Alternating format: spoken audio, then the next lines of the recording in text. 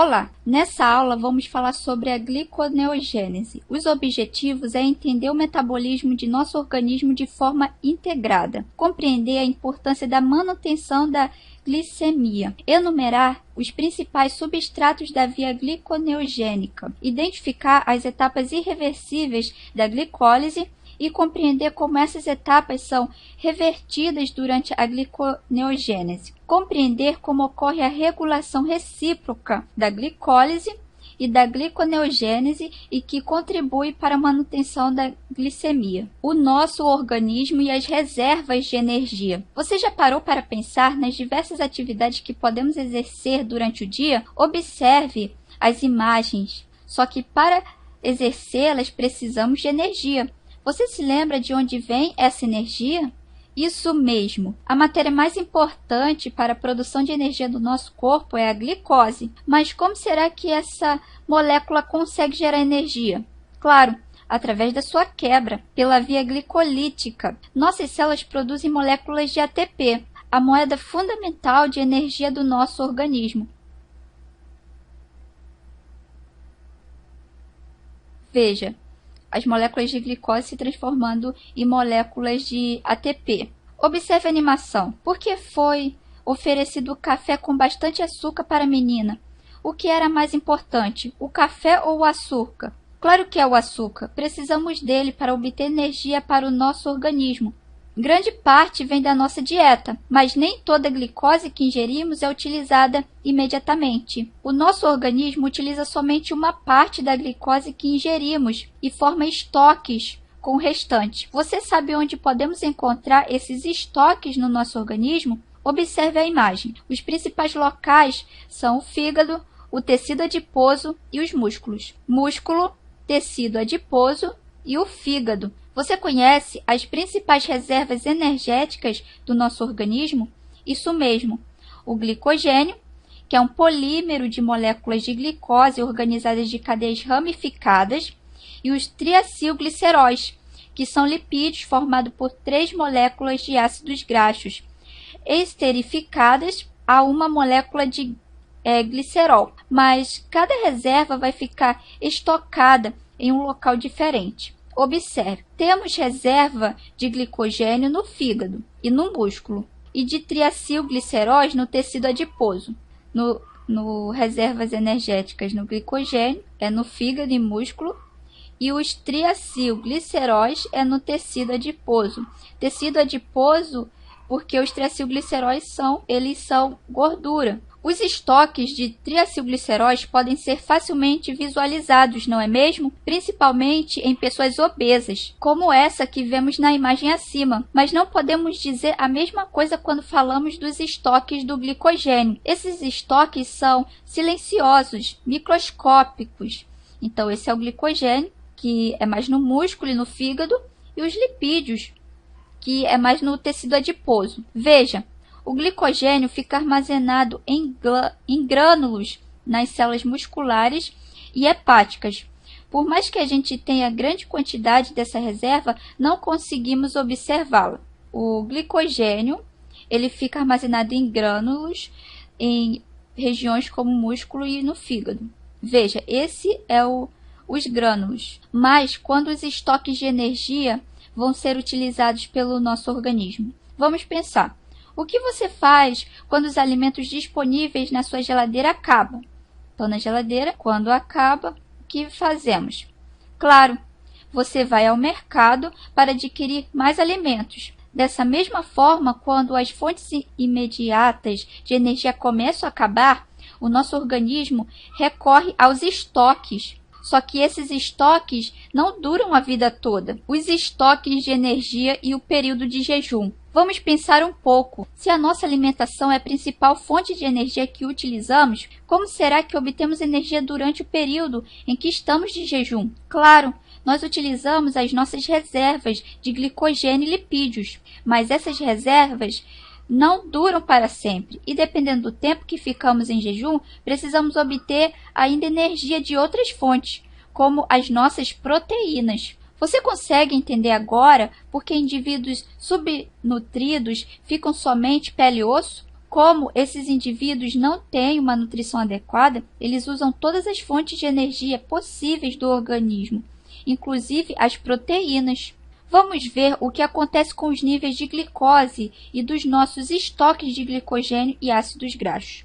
Então, vamos acompanhar o gráfico que mostra o conteúdo de glicogênio hepático e as concentrações plasmáticas de glicose e ácidos graxos. Você deverá perceber os pontos do eixo de tempo, que é os dias em jejum, e observar o que acontece com a curva dos três componentes.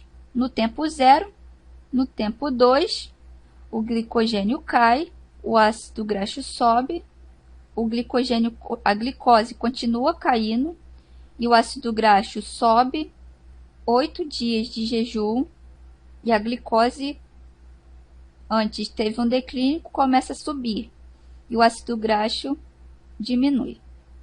Vamos analisar o que aconteceu com os estoques de glicogênio e de ácidos graxos. Observe, no início o estoque de glicogênio hepático é rapidamente consumido. Podemos notar que aumenta a concentração de ácidos graxos na circulação. Então, o glicogênio ele diminui conforme o tempo. Mas por que a concentração de ácidos graxos aumenta? Vamos relembrar.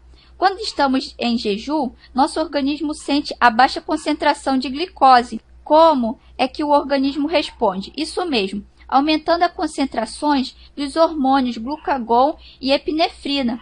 Vamos ver o que esses hormônios fazem. Então, esse é o glucagon e esse é a epinefrina, que eles vão para a corrente sanguínea. Os hormônios que estão na circulação vão encontrar receptores da membrana das células. Dependendo da célula, essa ligação vai gerar uma resposta final diferente. O que acontece na célula adiposa? Note que a ligação do hormônio ao seu receptor vai ativar uma enzima chamada adenilato ciclase que produz AMP a partir da ATP. Então, essa é a corrente sanguínea, esse é o tecido adipócito, esse é o receptor, que é a enzima adenilato ciclase. E o hormônio ele vai se ligar à enzima adenilato ciclase, que vai ativar moléculas de AMP no tecido adipócito.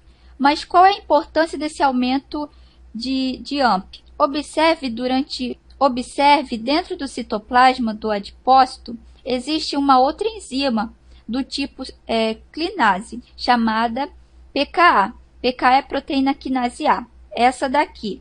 Essa enzima consegue sentir o aumento do AMP e se torna ativa. O que faz então a PKA? Quando ela está ativa, a PKA ela é uma quinase. Você lembra o que uma quinase faz? Isso mesmo, essas enzimas fosforilam proteínas. Observe a animação que no nosso PKA, a proteína que é fosforilada é uma lipase, que é a enzima que degrada lipídios, que chama de lipase hormônio. Então, a PKA ela vai ativar uma lipase que vai degradar lipídios. Quando a lipase é fosforilada, também se torna ativa. E o que essa enzima faz? Note que nos adipócitos, os lipídios são estocados em forma de triacilgliceróis, as tags. A lipase vai então quebrar essas tags em ácidos graxos livres que poderão ser utilizados na síntese de ATP. Então, a lipase vai degradar os triacilgliceróis, transformando eles em ácidos graxos, e esse daqui é o glicerol. Só que os ácidos graxos são moléculas hidrofóbicas, isso mesmo, não são solúveis em água. Para serem transportadas no sangue, precisa de ajuda. Quem dá essa ajuda é a proteína albumina. Então, a proteína albumina, ela transporta os ácidos graxos na corrente sanguínea. Diferentes lipoproteínas são responsáveis pelo transporte dos lipídios. Os lipídios obtidos da alimentação circulam associados ao quilomicrons. Os sintetizados pelo fígado são transportados para LDL ou VLDL. Somente os ácidos graxos liberados no tecido adiposo serão transportados pela albumina. E é assim que a concentração de ácidos graxos na circulação aumenta no jejum. Vamos agora voltar ao nosso gráfico. Perceba, observe o gráfico. Você notou que apesar dos ácidos graxos estarem sendo liberados do tecido adiposo pelas lipases, a concentração permanece constante. Por que será que isso acontece? Pare e pense. Claro, os ácidos graxos vão sendo recuperados pelos tecidos para gerar ATP. Mas será que todas as nossas células utilizam os ácidos graxos para sintetizar ATP? Não. Alguns tipos celulares, como as hemácias e os neurônios, são incapazes de utilizar esse tipo de composto como fonte de energia. Essas células utilizam preferencialmente glicose. Quer saber por quê? Preste atenção no diálogo. Esses são os neurônios, eles comentam, queremos glicose, e as hemácias, queremos glicose. Você também só usa glicose para obter energia? Sim, eu faço parte das células do sistema nervoso central. Nós estamos isoladas por um outro tecido especializado chamado de barreira hematoencefálica. Barreira hematoencefálica, o que é isso? A barreira hematoencefálica filtra o sangue que chega ao sistema nervoso central.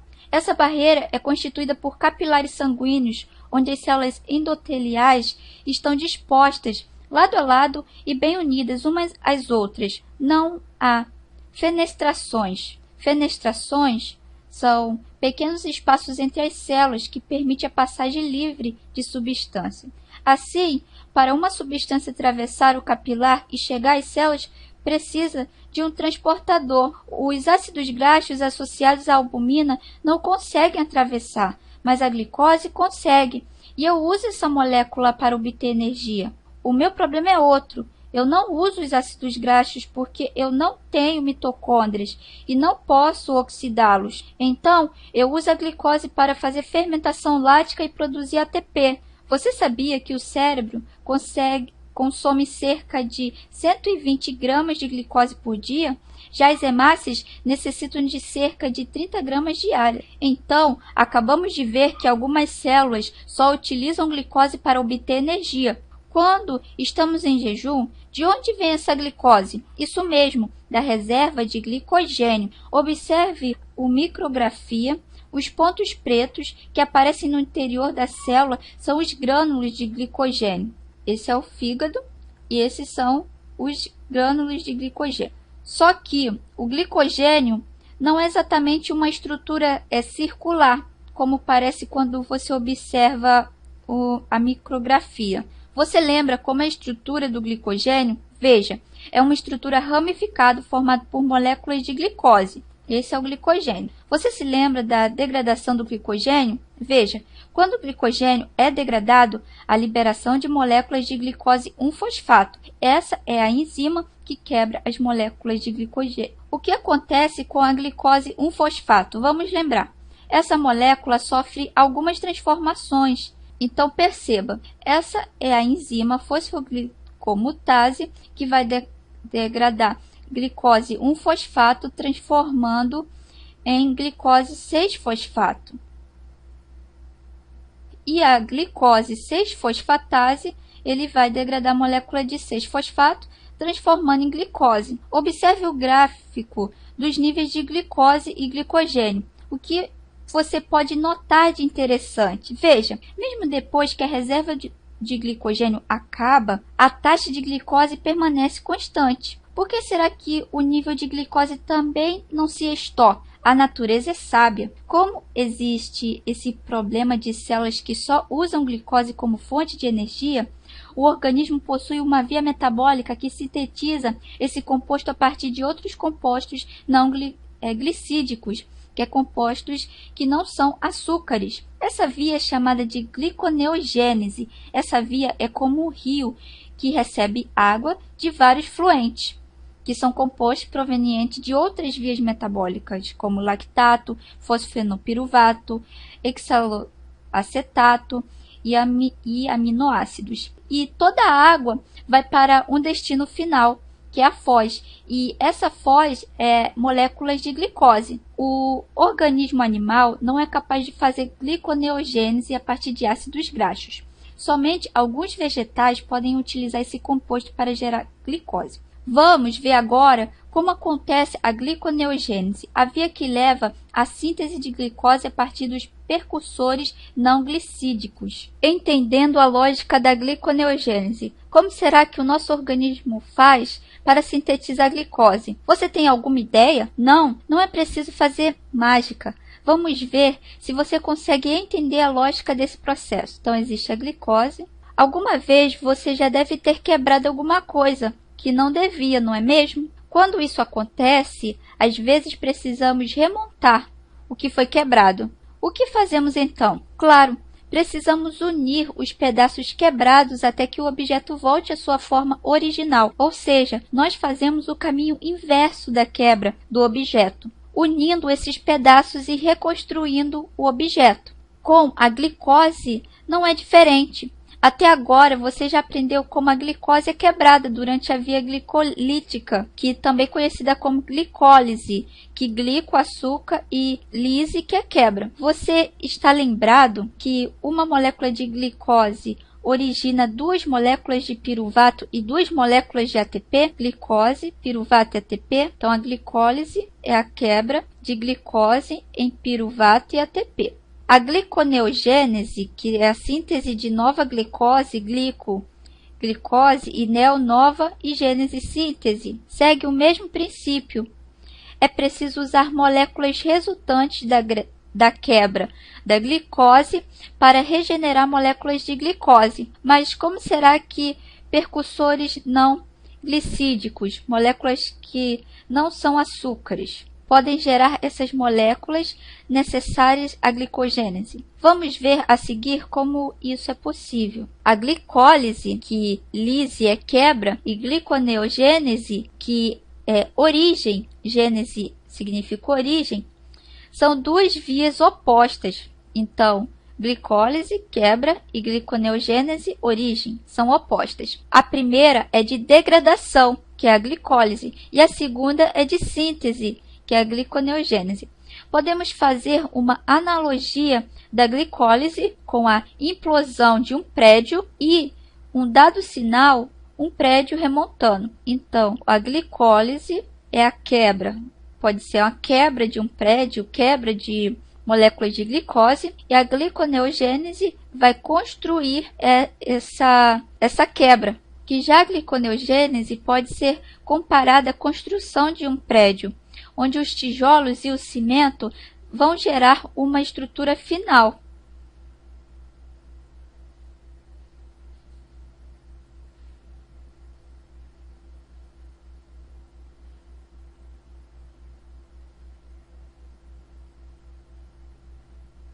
Agora vamos pensar um pouco. Em que situação você acha que ocorre o maior gasto de tempo e energia? Na glicólise ou na gliconeogênese? Pense na implosão e na construção do prédio. O que ocorre maior gasto de energia é na gliconeogênese, porque ela demora mais para acontecer. Por isso que a via metabólica que gasta mais tempo e energia é a gliconeogênese, pois é uma via de síntese. Toda vez que precisamos construir ou arrumar alguma coisa, é sempre mais demorado do que desarrumar ou destruir. Vamos ver agora com um pouco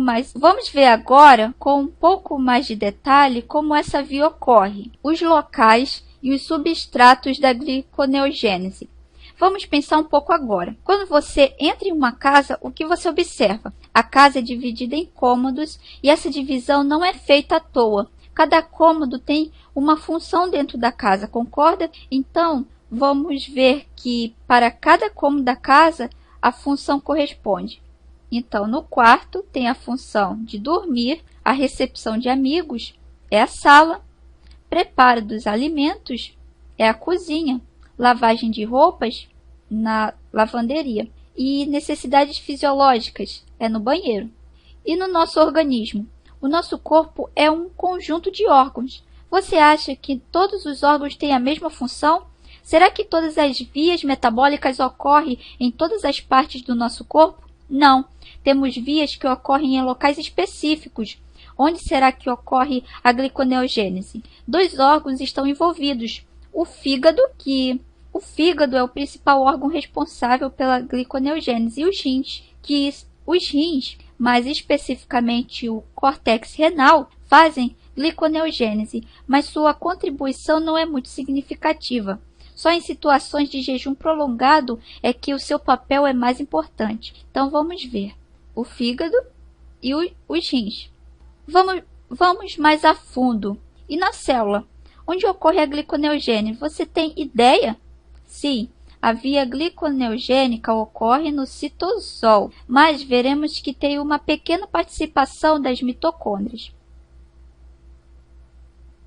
Agora que já sabemos onde ocorre a gliconeogênese, que tal discutir quais são os compostos que podem dar origem à glicose de novo? Vamos começar com a nossa situação de jejum prolongado. O que acontece quando ficamos sem comer? Já vimos isso? Isso mesmo, utilizamos as nossas reservas de energia. Primeiro, o glicogênio, depois os lipídios e, por fim, as proteínas. Vamos analisar o que temos no carrinho. Será que alguma dessas reservas podem ser usadas na gliconeogênese? Glicogênio, proteína e lipídio. Glicogênio para a reserva de nutrientes. Primeiro é glicogênio, depois é usado os lipídios e, por último, proteínas. Vamos iniciar pela reserva de glicogênio. Você acha que essa reserva pode contribuir de alguma forma para a gliconeogênese? Claro que não. Lembra que o nosso gráfico das reservas de jejum? Observe, o glicogênio logo se esgota, não é? Esse é o do gráfico, que o glicogênio se esgota rapidamente. E, além do mais, a sua degradação leva à liberação de glicose. Ocorre a liberação de glicose. Lembra da degradação da glicose? É o glicogênio fosforilase que quebra as moléculas de glicogênio para diminuir, para se transformar em moléculas de glicose. Antes da prova, esta célula estava reoxidada os seus NADH na mitocôndrias, através da respiração aeróbica. Então, essa é a glicose, que possui NADH, mas utilizando esses NADH de energia na respiração aeróbica se transformam em oxidada. A parte reduzida se transforma em oxidada. Mas quando começa a prova, quando fala prova, alguma atividade física, esta célula precisa de mais ATP e começa a quebrar mais glicoses. Só que o oxigênio necessário para reoxidar os NADH na mitocôndria fica insuficiente. O que acontece então? Isso mesmo, as células fazem fermentação lática. Então, quando ocorre a falta de oxigênio, não dá mais para utilizar esses NADH. Então, eles começam a fazer fermentação lática. A fermentação lática acontece em uma única reação. Veja só, nesta reação, o hidrogênio do NADH é transferido para o piruvato, que é a molécula resultante da quebra de glicólise pela via glicolítica, formando assim o lactato. Que relação há entre a fermentação e a gliconeogênese? Então, existe o piruvato NADH, em que se ligará formando o lactato. Veja, é bem parecido com o que ocorre com a alanina na situação de jejum. O lactato deixa o músculo e chega ao fígado. E no fígado, esse aminoácido vai ser transformado em piruvato e NADH. Então, qual desses compostos vão entrar na via gliconeogênica? Isso mesmo, o piruvato.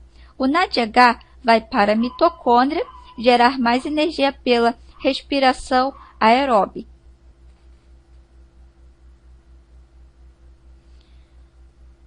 Veja, é bem parecido com o que ocorre com a alanina em situação de jejum. O lactato deixa o músculo e chega ao fígado. No fígado, esse aminoácido vai ser transformado em piruvato e NADH. Então, esses compostos vão entrar na via glicolítica? Isso mesmo, vai ser o piruvato. Então, esse é o lactato, que vai ser quebrado, que vai se transformar em piruvato e NADH, para gerar mais energia na respiração aeróbica.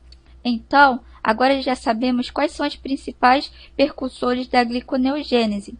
precisamos agora estudar o que acontece na via. Agora que eu já sei quais são os principais substratos da gliconeogênese, que são aminoácidos, lactato e glicerol, a via gliconeogênica. Agora eu já conheço a lógica da gliconeogênese e também os compostos que conseguem entrar nessa via para formar glicose. Mas afinal, como a glicose vai se formar? Bom, a gliconeogênese, que é glico, açúcar, glicose, neo, novo, e gênese, síntese, que é a via de síntese de novas glicoses, compartilha enzimas com a glicólise, que glico é açúcar, lise é quebra, glicólise, via da quebra de glicose. Como assim? Você lembra o que são reações reversíveis? Claro, são reações que podem acontecer nos dois sentidos. Tanto o composto A pode se transformar em B, como o composto B pode se transformar em A, usando a mesma enzima. Então, na glicólise, que é a via da quebra de glicose, existem enzimas que podem fazer reações reversíveis. Vamos relembrar quais são. Veja só, das 10 reações da glicólise, 7 são reversíveis. E o que isso pode dizer? Claro, essas mesmas reações podem ocorrer na gliconeogênese, mas em sentido inverso.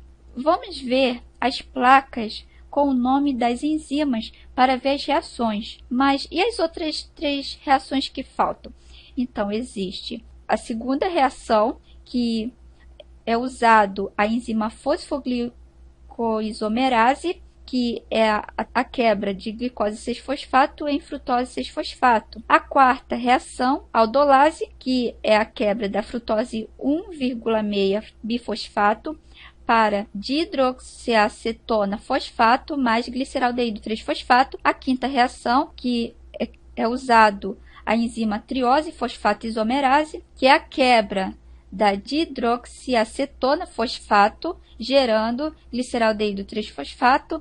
A sexta reação, que é usado a enzima gliceraldeído 3-fosfato desidrogenase, em que existe a quebra de gliceraldeído 3-fosfato, transformando 1,3 bifosfoglicerato.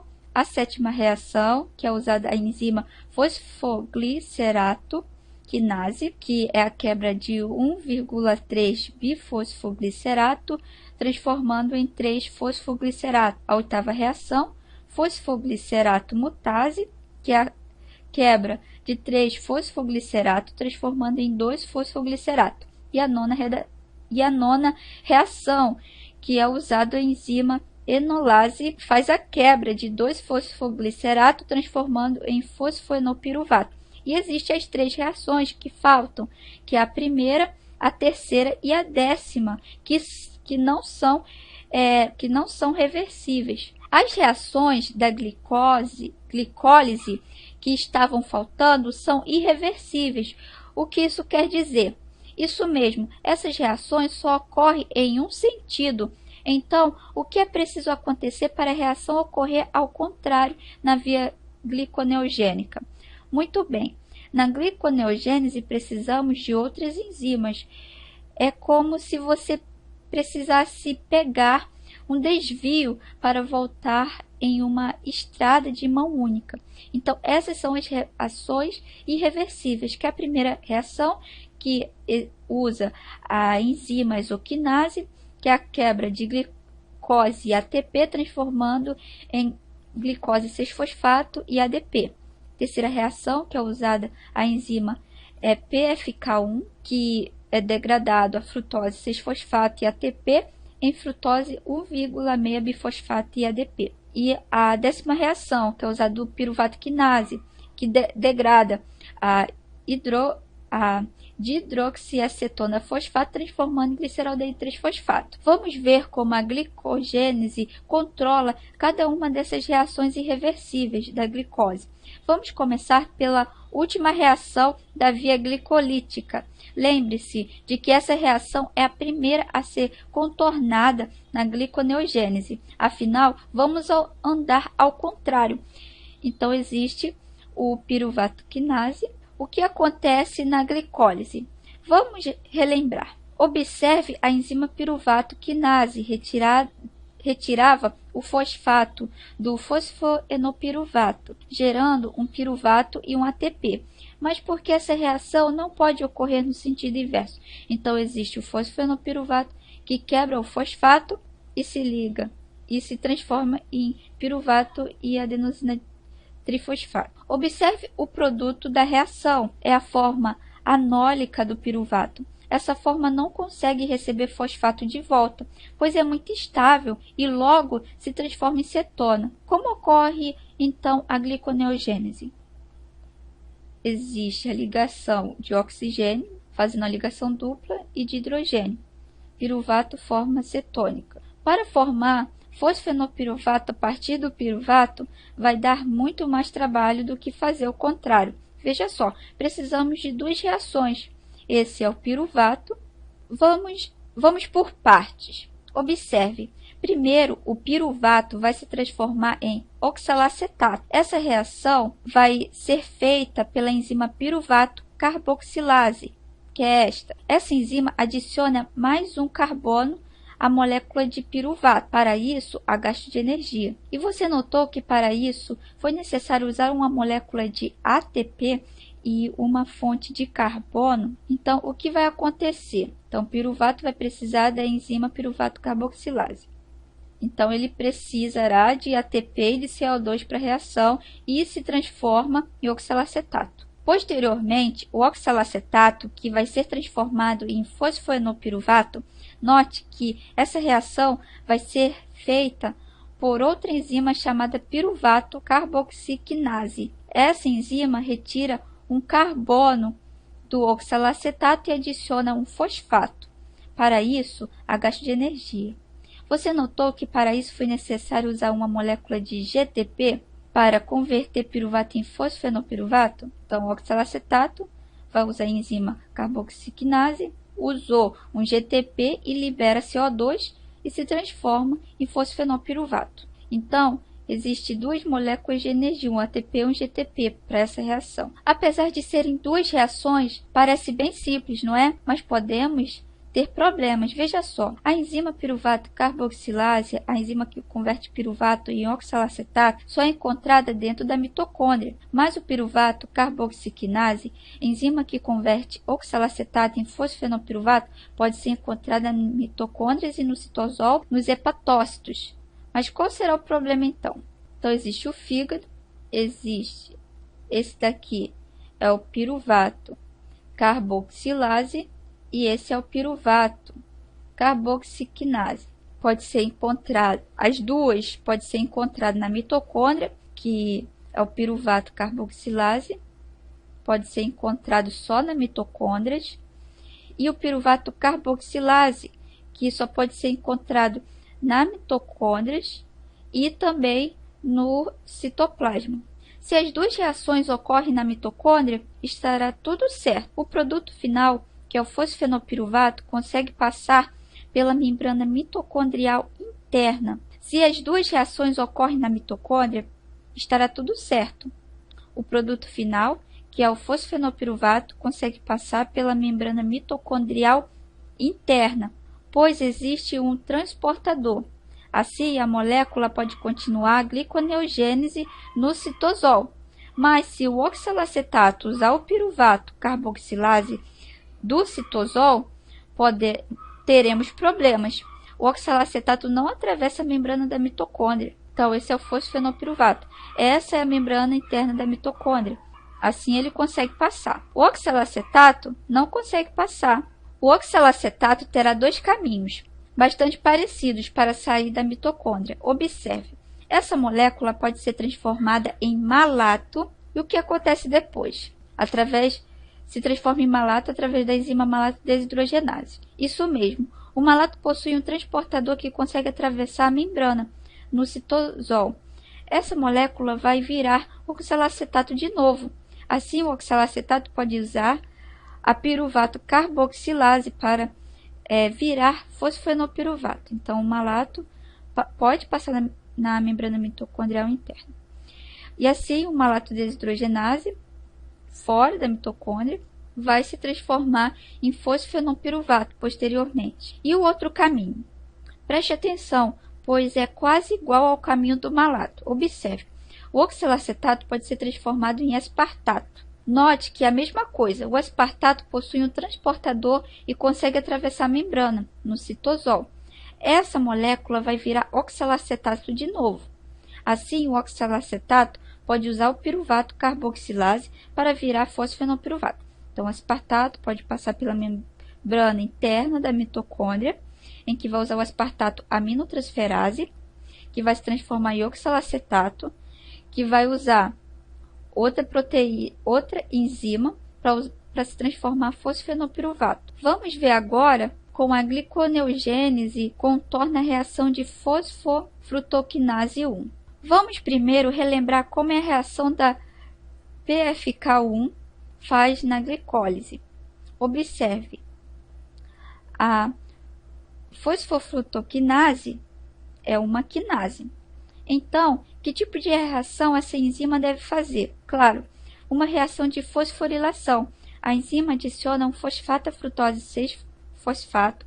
Assim, se forma frutose 1,6 bifosfato. Você notou que essa reação usou uma molécula de ATP?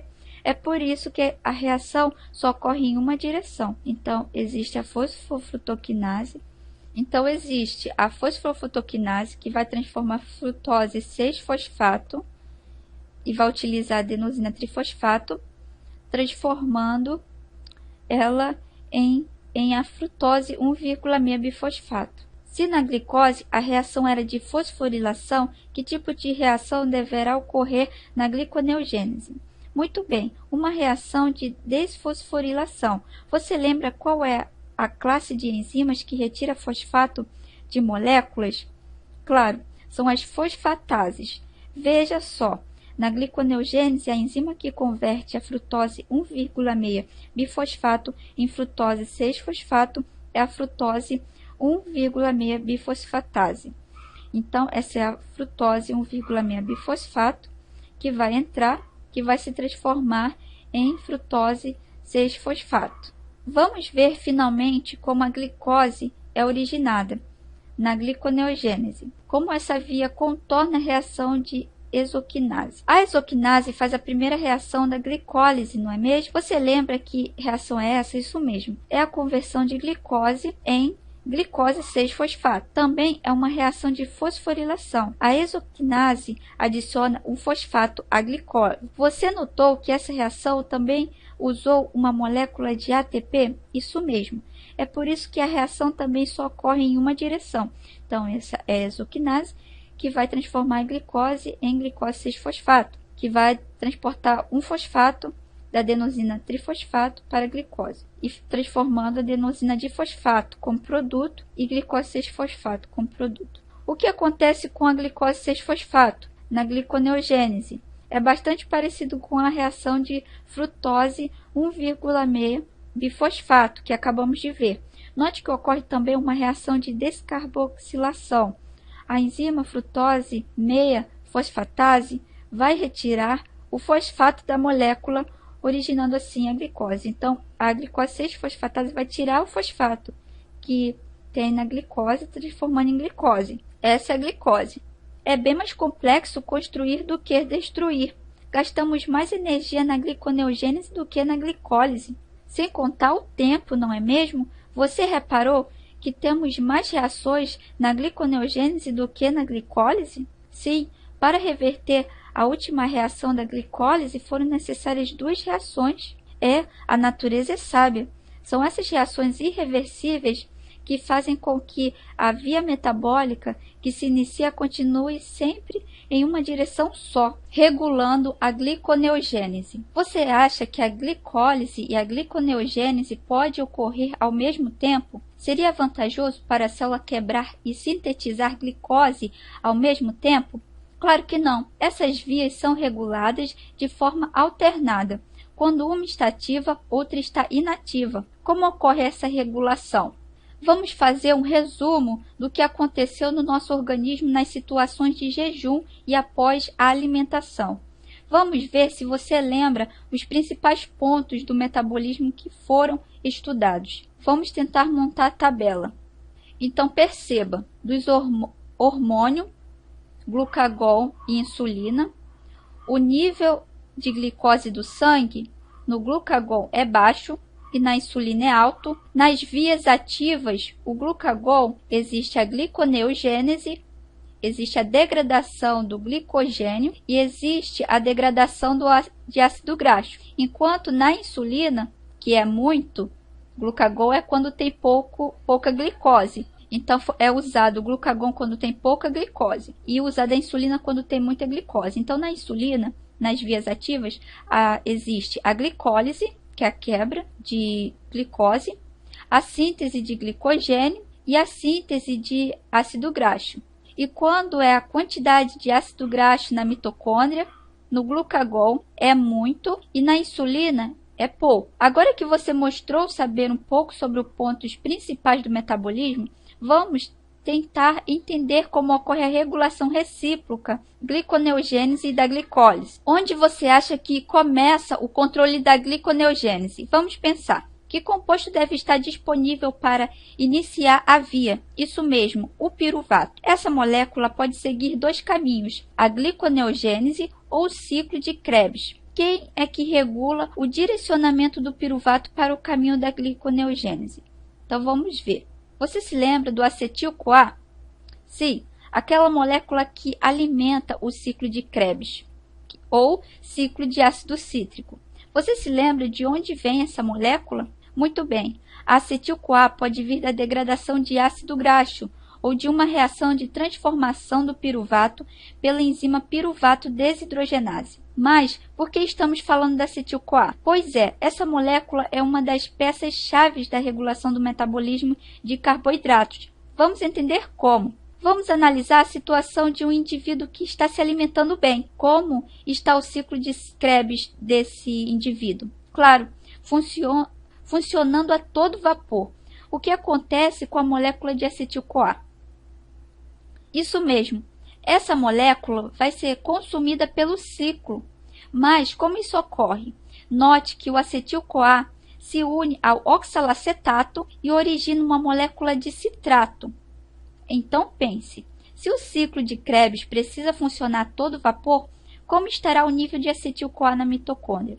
Então, esse é o acetil-CoA, e começa o acetil-CoA, outro acetil-CoA.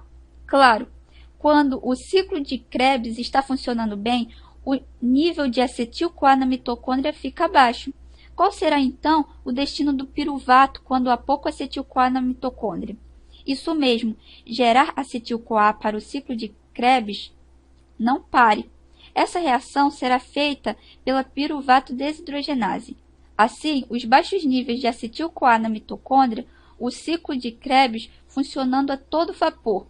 Então, os piruvatos têm que ser dirigidos ao vagão de piruvato desidrogenase.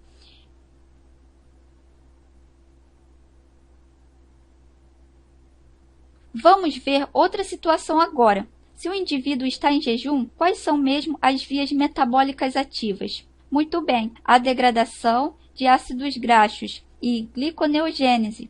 Pense, o que acontece com o nível de acetil-CoA na mitocôndria durante o jejum? Claro, o nível de acetil-CoA na mitocôndria fica elevado. A degradação de ácido graxo libera muito acetil-CoA, que não consegue ser metabolizado pelo ciclo de Krebs. Você consegue entender por que a utilização de acetil-CoA pelo ciclo de Krebs fica prejudicada? O ácido graxo, NAD, faz acetil-CoA. Isso ocorre na beta-oxidação. O ácido graxo continua no mesmo ciclo, NADH, FADH2, acetil-CoA. Continuando o mesmo ciclo, o que vai acontecer? NADH, FADH2. Lembra que a gliconeogênese também está ocorrendo no jejum? Lembra também que o oxalacetato é um substrato da gliconeogênese? Observe e pense. Se o oxalacetato vai para a gliconeogênese, o que acontece com o ciclo de Krebs? Claro, o ciclo para, pois não terá oxalacetato disponível para reagir com acetil-CoA. Entendeu agora por que acumula acetil-CoA na mitocôndria? Então, o acetil-CoA, ele passa pelo ciclo, não ocorre. Mas afinal, qual é o papel do acetil-CoA na regulação do metabolismo de carboidratos? Que o metabolismo de carboidratos ocorre a glicólise, que é a via de degradação, e a gliconeogênese, que é a via de síntese. O acetil-CoA funciona como regulador das enzimas piruvato desidrogenase e piruvato carboxilase. Observe, quando está livre, a acetil-CoA se liga a duas enzimas e provoca ativação de piruvato carboxilase e a inibição do piruvato desidrogenase. Assim, o piruvato só consegue se ligar à carboxilase. Veja, acetil-CoA se liga às duas enzimas, piruvato carboxilase ativa, e o piruvato desidrogenase, mesmo se ligando à acetil-CoA, ela fica inativa. Assim, o piruvato carboxilase ativa transforma em oxalacetato. Atenção! Lembre-se que a localização das enzimas é diferente. A piruvato desidrogenase fica no citosol e o piruvato carboxilase fica na mitocôndria. Qual será então o destino do piruvato quando há muito acetil-CoA na mitocôndria? Isso mesmo, o piruvato vai participar da gliconeogênese. Por isso, essa molécula passa a ser metabolizada pela enzima piruvato carboxilase. Perceba, alto nível de acetil-CoA na mitocôndria. O ciclo de Krebs não está funcionando bem. Senhores piruvatos, por favor, dirijam-se ao vagão do piruvato carboxilase. Então, o piruvato vai para o piruvato carboxilase. Qual será, então, o destino do piruvato quando há muito acetil-CoA na mitocôndria?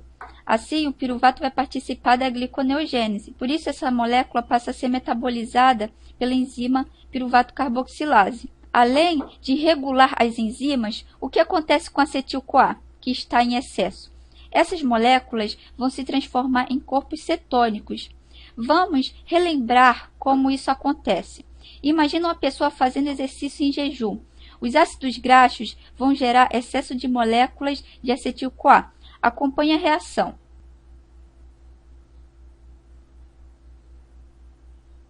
Então, no fígado, ocorre a quebra de ácido graxo, transformando em acetil-CoA.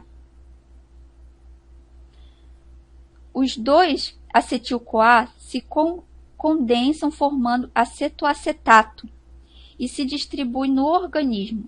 Caso continue a quebra das gorduras, não há formação de acetoacetato. Então, ocorre o hidroxibutirato e acetona, que são corpos cetônicos e são tóxicos. Você sabe o que acontece em uma condição de hipoglicemia somando a alta quantidade de corpos cetônicos tóxicos para o sistema nervoso central? A pessoa desmaia. O hálito cheira a acetona.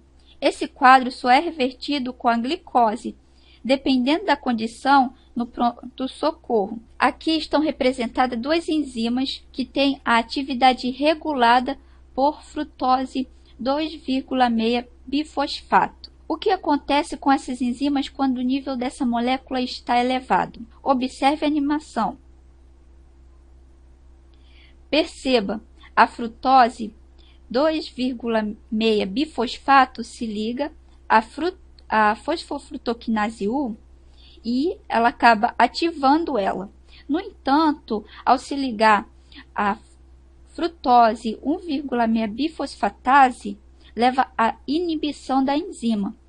Então, perceba, depois que a fosfofrutoquinase é ativada, existe a frutose 6-fosfato e adenosina trifosfato, e sua atividade ativa acaba transformando a frutose em frutose 1,6 bifosfato e adenosina difosfato. A frutose 1,6 bifosfato não consegue se degradar a partir da forma inativa. Então, vamos pensar nessa situação. Nos níveis de frutose 2,6 bifosfato, quando seus níveis estão altos, que via estará ativa? Ocorre a glicólise. Logo, para que a gliconeogênese ocorra, a frutose 2,6 bifosfato vai ter que sumir. Então, afinal, o que regula a presença da frutose 2,6 bifosfato na célula? A regulação é bem parecida com a regulação do metabolismo do glicogênio. Vamos ver. Regulação da gliconeogênese, parte 2. Primeiro, precisamos saber de onde vem a frutose 2,6-bifosfato e como essa molécula é quebrada, não é mesmo? As reações são bem parecidas com as de formação da quebra de frutose 1,6-bifosfato. Veja, também temos duas enzimas, a fosfofrutoquinase 2 e a frutose 2,6-bifosfatase. Vamos começar pela fosfofrutoquinase 2. Observe, a enzima fosfofrutoquinase 2 é uma quinase. Então, há uma reação de fosforilação que leva à formação de frutose 2,6-bifosfato a partir da frutose 6-fosfato. Então, a frutose 6-fosfato e a adenosina trifosfato vai transformar em frutose 2,6-bifosfato. E agora vamos ver a frutose 2,6-bifosfatase. Isso mesmo, a enzima frutose 2,6-bifosfatase vai reverter a reação de PFK2. Essa enzima é uma fosfatase, lembra? Então, existe a frutose 2,6-bifosfato, que se transformará em frutose 6-fosfato. Essas duas enzimas não podem estar ativas ao mesmo tempo, não é? Por isso, existe uma regulação recíproca da atividade dessas enzimas. E essa regulação é feita por um hormônio, o glucagon. Você lembra como o glucagon atua? Então veja, lembra, o receptor do glucagon é o tipo acoplado da proteína G. Quando a proteína G se ativa, ocorre a ativação de uma outra enzima chamada adenilato ciclase, que é essa. Essa enzima vai fazer o quê? Vamos observar que ocorre a formação de AMP cíclico. Essa molécula é que vai ser importante. Vamos entender. Então, a ativação do glucagon com receptor vai ativar a proteína G, que se transforma em GDP, ocorrendo GTP, e ela vai ativar a adenilato ciclase, que vai ativar a AMP, o AMP cíclico. Observe que o AMP-C faz. Essa molécula vai ativar uma enzima chamada proteína quinase A, ou pKa. A pKa ativa, que é essa, vai fosforilar tanto o PFK2, que é a fosfofrutoquinase 2, quanto a FB-pase 2, que é a frutose 2,6-bifosfatase. E então, como ocorre a regulação? Então, a AMP-C vai ativar o pKa, que vai fosforilar as duas, que vai ativar as duas. Então, essas duas proteínas estão fosforiladas. A fosforilação pode ativar ou inativar uma enzima. Qual das duas enzimas você espera que esteja ativa? Lembre-se de que a sinalização partiu do glucagon, hormônio liberado pelo pâncreas quando estamos em jejum. Nessa situação, é mais conveniente fazer glicólise ou gliconeogênese. Então, a frutose 2,6-bifosfatase está ativa e a fosfofrutoquinase 2 está inativa. Muito bem. Quando o glucagon está atuando, ocorre a gliconeogênese. Assim, é preciso que a frutose 2,6-bifosfatase esteja ativa. Você consegue dizer por quê?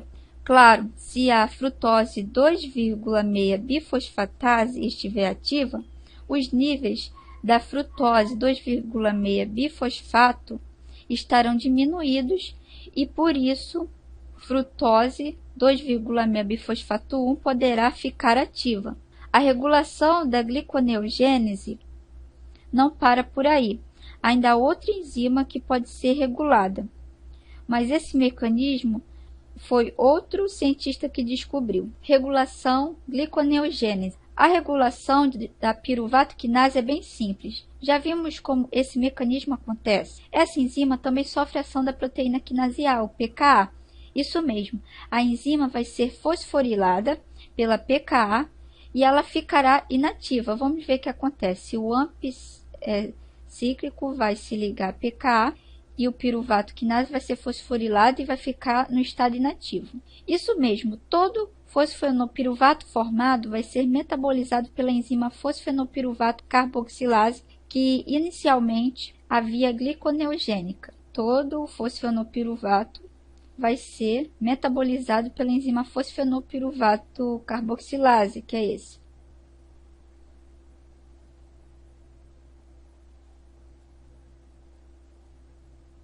Curiosidade: gliconeogênese nos vegetais. Observe as imagens acima. O que elas têm em comum? Todas essas plantas que possuem sementes oleaginosas, sim, a partir dessas podemos extrair óleos.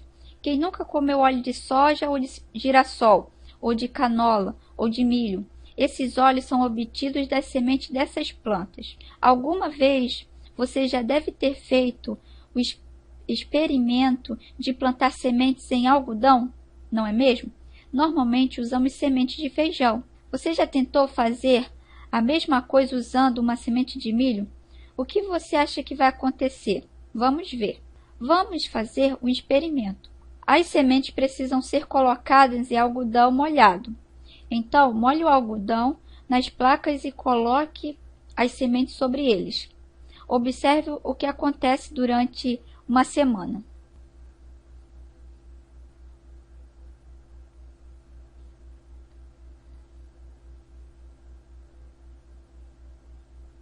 As duas sementes germinaram de maneira igual?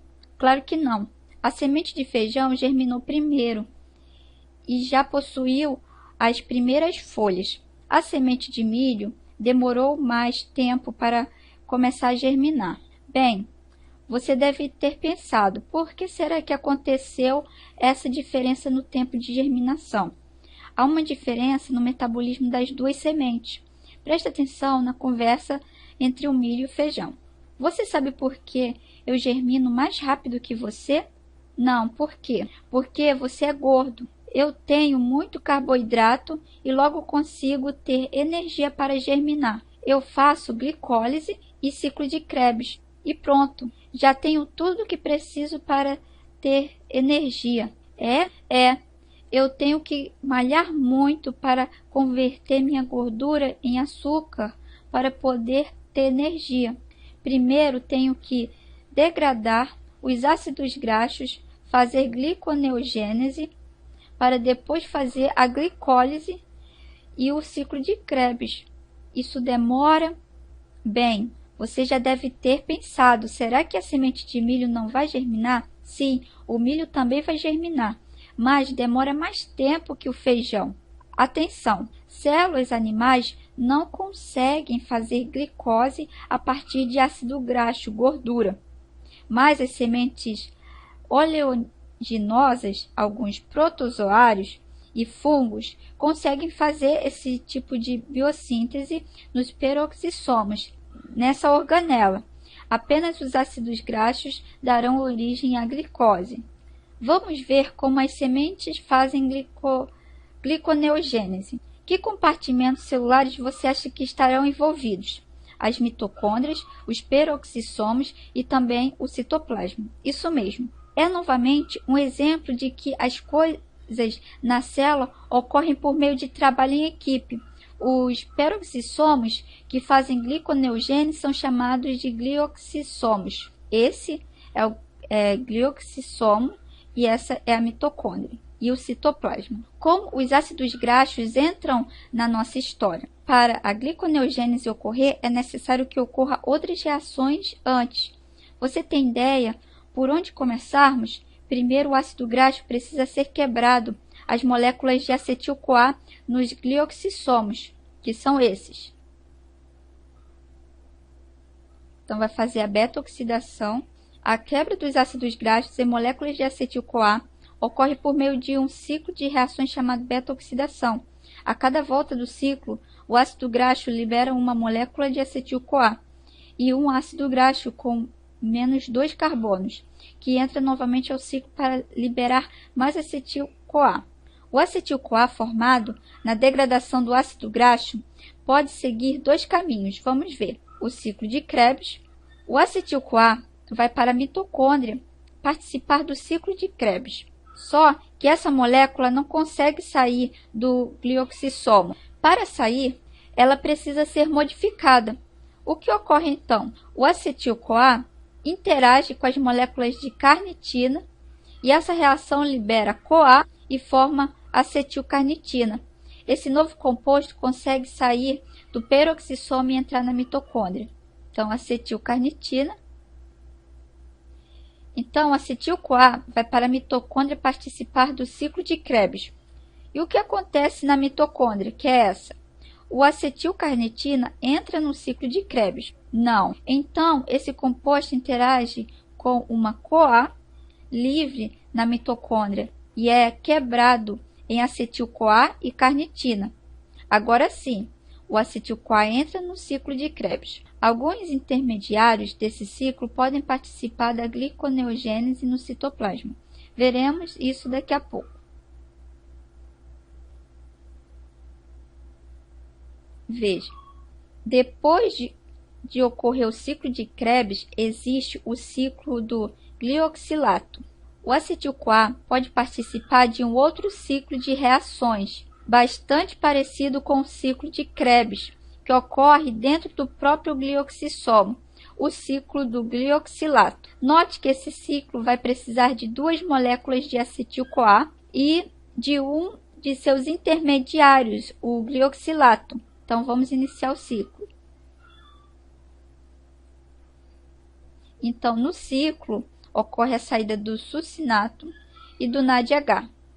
No ciclo do glioxilato, três compostos vão ser importantes. Vamos ver quais são. O malato, que é esse, e o oxalacetato, que fazem parte do ciclo. O succinato, que é esse, que é produzido e liberado pela reação que forma o glioxilato. Vamos ver o destino dessas moléculas. Então, o malato, o que acontece com o malato? Esse composto pode continuar no ciclo do glioxilato ou sair dos glioxissomos para o citoplasma. No citoplasma, o malato é convertido em oxalacetato. Esse oxalacetato vai entrar na via gliconeogênica. Então, esse malato vai para o citoplasma, vai ser oxalacetato e vai ir para a fase gliconeogênica, glicose, gerando glicose. Outro é o oxalacetato. Já sabemos que esse composto que vai entrar na via gliconeogênica no citoplasma. Mas o oxalacetato não atravessa a membrana do glioxissomo. Como ocorre então a sua saída? Isso mesmo, é preciso converter esse composto em alguma coisa que possa sair. Essa alguma coisa é o malato. E o que acontece com o malato? Você já viu na cena anterior? Então, o oxalacetato vai transformar numa forma reduzida, que vai se transformar em malato, e esse malato vai sair para o citoplasma, que vai ser oxidado e se transformar oxalacetato, transformando em glicose. E o succinato? Vamos ver. O que acontece com o succinato gerado pela reação de formação do glioxilato? Em que ciclo você já viu que esse composto aparece? Claro, no ciclo de Krebs. Onde ocorre esse ciclo? Na mitocôndria. Pois bem, é para lá que sai o succinato. Então, o succinato vai para a mitocôndria, que vai participar do ciclo de Krebs. E o que acontece com o succinato gerado pela reação da formação do glioxilato? Em que ciclo você já viu que esse composto aparece? Observe a representação resumida do ciclo de Krebs. Que intermediários você acha que serão importantes para continuar o processo de conversão em ácidos graxos em glicose das sementes oleaginosas? Muito bem, o malato e o oxalacetato. Já vimos anteriormente nos glioxissomos como esses compostos vão parar no citoplasma para participar da gliconeogênese, para sair da mitocôndria é exatamente igual. Resumo: muitos órgãos e tecidos podem manter seus níveis de ATP essencialmente pela oxidação de ácidos graxos, mas existem alguns tipos celulares que dependem exclusivamente ou preferencialmente da glicose como nutriente. Quando a glicemia está baixa, as células que dependem da glicose como fonte de energia, por exemplo, hemácias e neurônios, a obtém pela via metabólica denominada gliconeogênese. A gliconeogênese é a via que sintetiza a glicose a partir de precursores não glicídicos. Os principais substratos da gliconeogênese são glicerol, lactato e aminoácidos glicogênicos. A via gliconeogênica é de reversão parcial da glicólise, pois compartilha as reações reversíveis. No entanto, existem algumas que são irreversíveis e necessitam serem contornadas. As reações da glicólise, catalisadas pela exoquinase e pela fosfofructoquinase 1, são contornadas por reações catalisadas pela glicose 6-fosfatase e frutose 1,6 bifosfatase, respectivamente. Já a reação de glicólise catalisada pela piruvato quinase vai necessitar de duas reações para ocorrer no sentido inverso.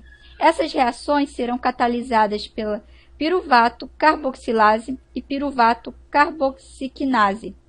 Os precursores não glicídicos precisam ser convertidos em oxalacetato para entrar na via gliconeogênica. O oxalacetato é convertido em fosfoenolpiruvato, que dá continuidade às reações da via. Os principais pontos de regulação recíproca das vias glicolítica e gliconeogênica são as reações catalisadas pela piruvato carboxilase, PFK1, e FB-pase 1, e pela piruvato quinase. A enzima piruvato carboxilase é inibida alostericamente por acetil-CoA. As enzimas PFK1 da glicólise e BF-pase 1 da gliconeogênese são reguladas reciprocamente por frutose 2,6 bifosfato, que ativa a primeira e inibe a segunda. A síntese de degradação da frutose 2,6 bifosfato é regulada por fosforilação das enzimas PFK2 e FB-pase 2, cujo controle é feito por hormônios. A atividade da piruvato quinase também está sob controle hormonal, sendo inibida por fosforilação.